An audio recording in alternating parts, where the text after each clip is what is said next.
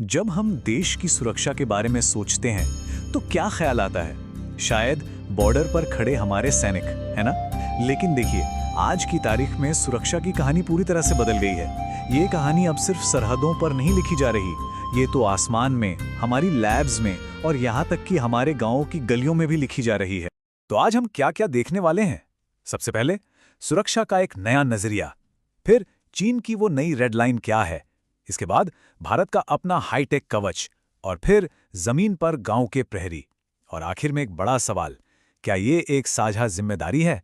तो चलिए पहले सेक्शन से शुरू करते हैं, सुरक्षा का एक नया नजरिया। देखिए, बात यह है कि सिक्योरिटी अब सिर्फ सेना का काम नहीं रह गया है।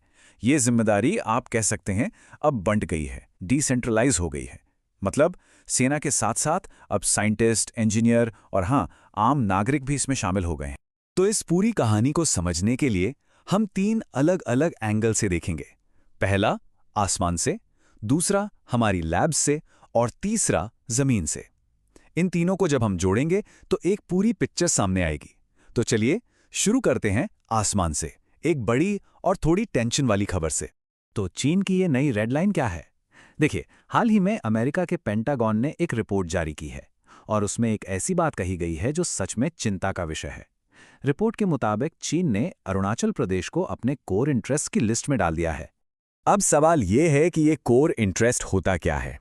असल में चीन की डिप्लोमेसी में कोर इंटरेस्ट का मतलब होता है वो मुद्दे जिन पर वो कभी कोई समझौता नहीं करेगा, मतलब नॉन नेगोशिएबल। इस लिस्ट में ताइवान और तिब्बत जैसे मुद्दे पहले से हैं। अब अरुणाचल प्रदेश को इसमें डालना ये दिखाता है कि चीन अब इसे सिर्फ एक बॉर्डर डिस्प्यूट नहीं, बल्कि अपनी राष्ट्रीय संप्रभुता का हिस्सा मान रहा है। और ये एक बहुत बड़ा स्ट्रेटेजिक शिफ्ट है। और ये सिर्फ कागजों की बात नहीं है, इसका असर अब आम लोगों पर भी पड़ने लगा है। जैसे प्रेमा थोंगदोक, एक भारतीय नागरिक। उन्हें शंघाई एयरपोर्ट पर 18 घंटे तक सिर्फ इसलिए रोककर रखा गया क्योंकि उनके पासपोर्ट पर बर्थ प्लेस अरुणाचल प्रदेश लिखा था। सोचिए। और सिर्फ यही नहीं, एक यूट्यूबर के साथ भी ऐसा ही हुआ क्योंकि उसने अपने वीडियो में अरुणाचल को भारत का हिस्सा दिखाया था। तो ये कोई इत्तेफाक नहीं है, ये एक सोची समझी चाल लगती है। पेंटागन की रिपोर्ट चीन की एक डबल गेम स्ट्रैटेजी की तरफ भी इशारा करती है। मतलब एक तरफ तो वो लद्दाख में एलएसी पर शांति की बात करते हैं ताकि भारत अमेरिका के ज्यादा करीब न जाए, लेकिन दूसरी तरफ वो अपने साथी पाकिस्तान के जरिए लगातार मिलिट्री प्रेशर बनाए रखते हैं। इसका एक बड़ा उदाहरण है ऑपरेशन सिंदूर जैसी बड़ी वॉर गेम्स। तो सवाल ये उठता है कि चीन की इस चुनौती का जवाब भारत कैसे दे रहा है? इसका जवाब हमारी अपनी डिफेंस लैब्स में तैयार हो रहा है। एक हाईटेक कवच जो पूरी तरह से स्वदेशी है। और इस कवच का एक बहुत ही जरूरी हिस्सा है आकाश नेक्स्ट जनरेशन या आकाश एनजी। ये एक नया एयर डिफेंस मिसाइल सिस्टम है और कमाल की बात यह है कि इसके सारे यूजर ट्रायल्स भी अब पूरे हो चुके हैं। मतलब ये अब इंडियन एयरफोर्स में शामिल होने के लिए लगभग तैयार है। ट्रायल्स में इसने बहुत कम ऊंचाई पर तेजी से उड़ रहे टारगेट्स को भी मार गिराया है। अच्छा, इस मिसाइल की सबसे खास बात क्या है? वो है इसका इंडिजिनस आरएफ सीकर। अब ये क्या चीज है? आसान भाषा में समझिए, ये मिसाइल की अपनी आंखें और दिमाग हैं। और सबसे बड़ी बात, ये पूरी तरह से भारत में बना है। इसका फायदा ये है कि दुश्मन इसे जैम नहीं कर सकता और हमें किसी विदेशी टेक्नोलॉजी पर डिपेंडेंट नहीं रहना पड़ता। और यही तो है आत्मनिर्भर होने का असली फायदा। जब आपकी टेक्नोलॉजी अपनी होती है ना, तो कोई बाहर वाला उसमें दखल नहीं दे सकता, उसे जाम नहीं कर सकता। और सबसे जरूरी, जंग जैसे मुश्किल वक्त में आपकी सप्लाई चेन सुरक्षित रहती है, किसी पर निर्भर नहीं होती। और देखिए, आत्मनिर्भरता की ये कहानी सिर्फ डीआरडीओ जैसी सरकारी संस्थाओं तक ही नहीं रुकी है। अब तो हमारा प्राइवेट सेक्टर भी इसमें जबरदस्त काम कर रहा है। मिसाल के तौर पे, एक हाई पावर रडार के लिए जो वायरिंग हार्नेस चाहिए होती है, उसे आप रडार का नर्वस सिस्टम भी कह सकते हैं। अब ये सिर्फ कुछ तारों का गुच्छा नहीं होता, ये एक बहुत ही कॉम्प्लेक्स सिस्टम है। और कमाल की बात सुनिए, सेमॉस नाम की एक इंडियन प्राइवेट कंपनी ने इसे रिकॉर्ड 5 महीने से भी कम में बनाकर दे दिया।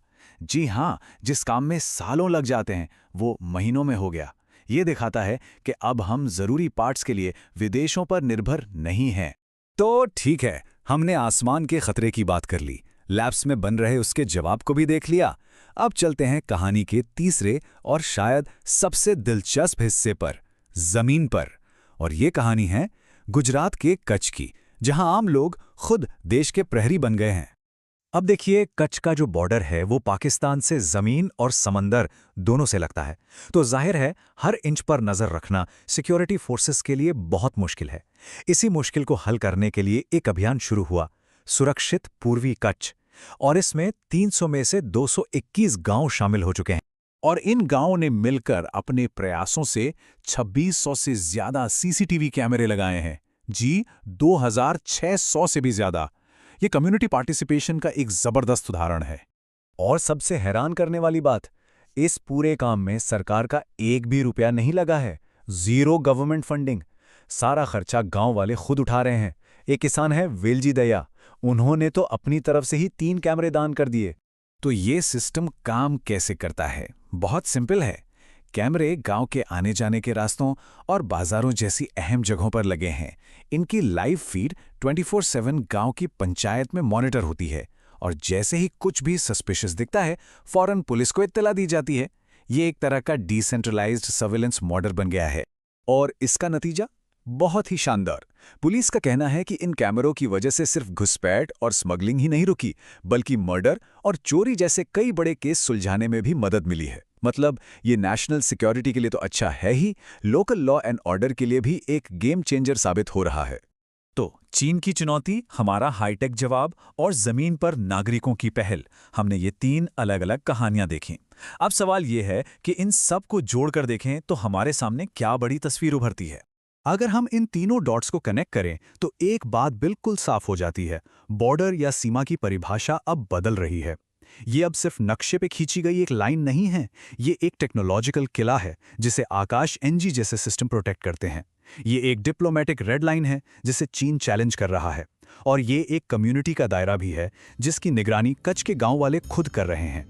और ये सब मिलकर हमारे सामने एक बहुत ही बड़ा सवाल खड़ा करता है। जैसे जैसे टेक्नोलॉजी और सस्ती और आसान होती जाएगी, एक नागरिक की भूमिका और सरकार की भूमिका के बीच की लाइन कहाँ होगी? देश की सुरक्षा में एक आम इंसान का रोल कहाँ खत्म होता है और सरकार का कहाँ से शुरू होता है? ये एक ऐसा सवाल है जिसका जवाब शायद आने वाला वक्त ही देगा।